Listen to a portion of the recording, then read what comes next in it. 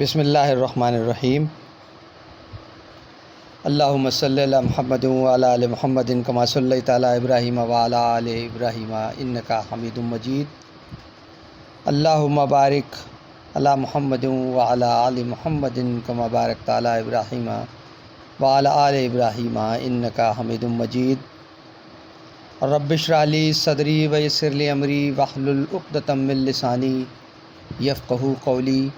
رب زدنی علما، رب یسر ولا تعسر وتمم بالخیر۔ نحمدہ ونصلی علی رسولہ الکریم، اما بعد۔ اعوذ باللہ من الشیطان الرجیم، بسم اللہ الرحمن الرحیم۔ ایمان کے بارے میں کل ایک حدیث حضرت سفیان بن عبداللہ ثقفی رضی اللہ تعالیٰ عنہ سے مروی لی تھی۔ ایمان کیا ہے، ایمان کی تھوڑی سی تفصیل کے بارے میں بتایا تھا۔ اسی موضوع کو آگے بڑھاتے ہوئے ایمان کے ہی بارے میں اور بات چیت کرتے ہیں۔ ایک حدیث اور لیتے ہیں ایمان کو اور اچھی طرح سمجھنے کے لیے۔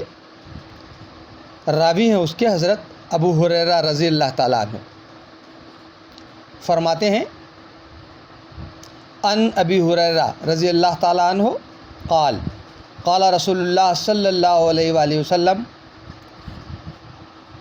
الایمان بضع وسبعون شعبۃ فافضلها قول لا الہ الا اللہ وادناها اماطۃ العذى عن الطریق والحیاء شعبۃ من الایمان۔ متفقہ علیہ حدیث ہے۔ متفقہ علیہ حدیث کے بارے میں ہم پہلے بھی بتا چکے ہیں، پھر ایک بار ذہن تازہ کر لیں۔ صحیح ستہ کی دو بڑی کتابیں ہیں، مسلم اور بخاری۔ ان دونوں میں کوئی حدیث آئی ہو، دونوں ہی مستند کتابیں ہیں، لیکن جو دونوں میں ایک ہی مضمون سے حدیث آئی ہو وہ متفقہ علیہ حدیث کہلاتی ہے۔ یہ الفاظ مسلم شریف کے ہیں جو ابھی بیان ہوئے۔ ترجمہ اس کا دیکھتے ہیں۔ حضرت ابو ہریرہ رضی اللہ تعالیٰ عنہ سے مروی ہے کہ حضور نبی اکرم صلی اللہ علیہ وآلہ وسلم نے فرمایا، ایمان کی 70 سے کچھ زیادہ شاخیں ہیں، جن میں سب سے افضل لا الہ الا اللہ یعنی وحدانیت کا اقرار کہنا ہے، اور ان میں سب سے نچلا درجہ کسی تکلیف دہ چیز کا راستے سے دور کر دینا ہے، اور حیا بھی ایمان کی ایک اہم شاخ ہے۔ ایمان کے بارے میں کل آمنت باللہ والی حدیث لی تھی، اس کو اچھی طرح ہم نے سمجھا تھا کہ زبان سے ایمان کا اقرار کرنا اور دل سے اس کی تصدیق کرنا، اقرار باللسان تصدیق بالقلب، یہ ایمان کے بارے میں کل بات ہوئی تھی۔ اب اس کی کچھ علامتیں بھی ہیں۔ اقرار باللسان تو زبان سے کہا، سن لیا۔ تصدیق بالقلب یہ کسی کو نظر نہیں آ سکتا، یہ ہمارے دل میں ہے، ہم دل سے اس کو مانتے ہیں، لیکن اس کی کچھ بظاہر علامتیں بھی ہیں۔ لوگ کیسے جانیں گے کہ ہم ایمان والے ہیں؟ ظاہر ایمان کی کیفیت ہمارے اوپر ظاہر کیسے ہوگی کہ ہم ایمان والے ہیں؟ یہ اصل میں بات ہے جو تصدیق بالقلب کے بعد ہمیں کرنی ہوتی ہے۔ اس تشریح کو آج اس حدیث میں سمجھایا گیا ہے۔ 70 حدیث کے الفاظ کے مطابق ایمان کی وہ علامتیں ہیں جن کی کیفیت ہمارے جسم کے تمام اعضاء پر، پورے جسم پر طاری رہتی ہے، وقتاً فوقتاً طاری ہونا چاہیے، یعنی ہمارے عمل سے ظاہر ہوتی ہے۔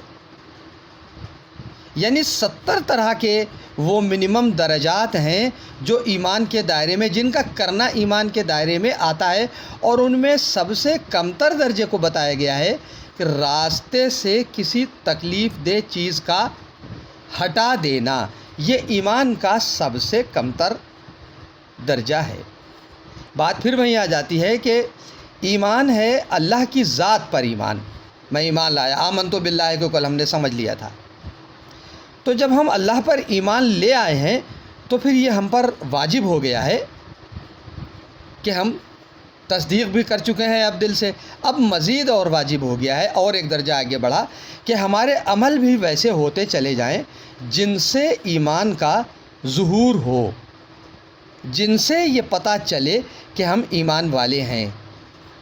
ایک ایمان والے کے اوصاف میں ایک اور آگے جب ہم ایمان کے اوصاف کی ان کی صفتیں پڑھیں گے تو ہمیں پتہ چلے گا کہ ایسے بھی اوصاف ہوتے ہیں جو ہمیں دیکھ کے لوگ ایمان لے آئیں۔ ہم صحابہ کرام رضی اللہ تعالیٰ عنہ اجمعین کا زمانہ یاد کریں، صرف دیکھ کے اور سن کے ایمان لے آتے تھے۔ اتنی زیادہ تبلیغ کی ضرورت جن کو ہدایت نہیں لانا ہے، کفار مکہ کو، ان کو نہیں لانا تھی، لیکن جن کو لانا تھی وہ صرف ایک نظر پڑی اور ایمان لے آئے، صرف اخلاق دیکھا اور ایمان لے آئے، صرف کوئی قول سنا اور ایمان لے آئے، کوئی ایک کام کرتے ہوئے دیکھا اور ایمان لے آئے۔ نماز روزے سے ہٹ کے، نماز روزہ ایمان کی علامتوں میں نہیں ہے، وہ تو دین کے 5 اہم ستونوں میں سے ایک ستون ہے۔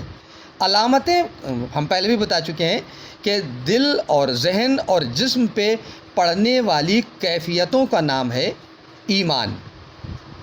ایک اور خوبصورت چیز اس میں شامل ہے اخلاق، یہ بھی نظر آتا ہے، یہ بھی وہ کیفیت ہے، ہمارے جسم کا ایک حصہ ہے زبان، اس سے یہ نظر آتی ہے۔ اخلاق سب سے پہلے نظر آتا ہے زبان سے۔ ہم کسی سے بولیں، کسی سے بات کریں، کسی کے سامنے اپنا کوئی مسئلہ رکھیں یا کسی کے کچھ پوچھنے پر کوئی جواب دیں، وہاں ہمارا اخلاق سب سے پہلے نظر آنا چاہیے دوسرے کو۔ اور باہر تبلیغ سے پہلے سب سے پہلے ہم اس کو اپنے گھر میں جانچیں۔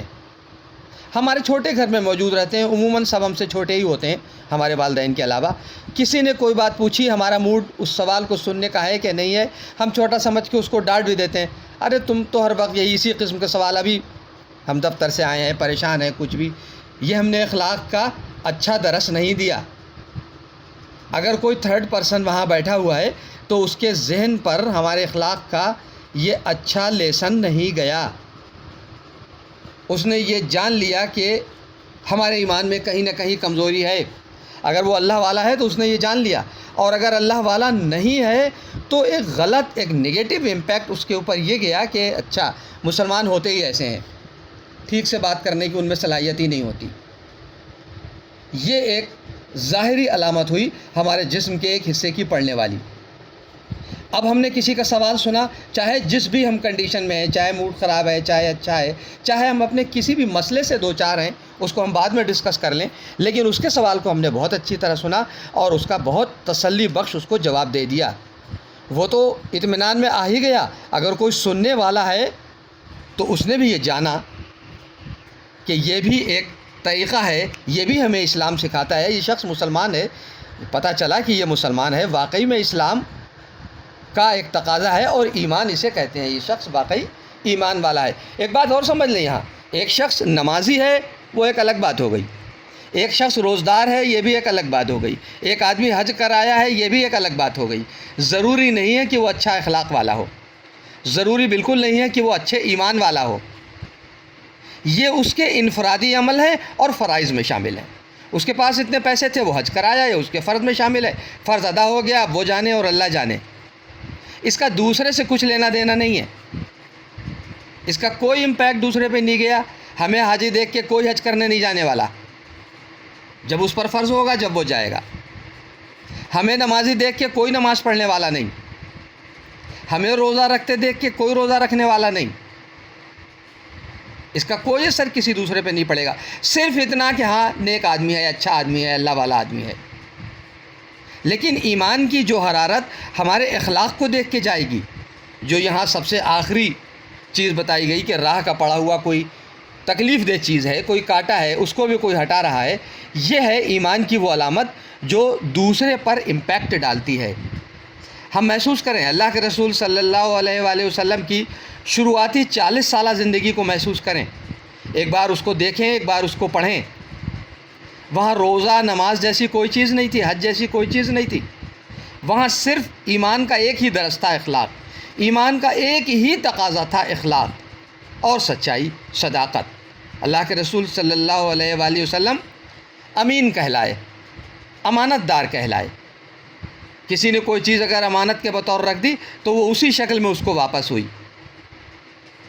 اور اس دور کے مسلمانوں کو دیکھیں، کفار مکہ بہت نفرت کرتے تھے مسلمانوں سے، ہم سب جانتے ہیں، لیکن کہیں تجارت کرنے جاتے تھے تو اپنی امانتیں مسلمانوں کے پاس ہی چھوڑ کے جاتے تھے۔ اتنا زبردست یقین تھا۔ یہ کیا تھا؟ یہ ایمان تھا۔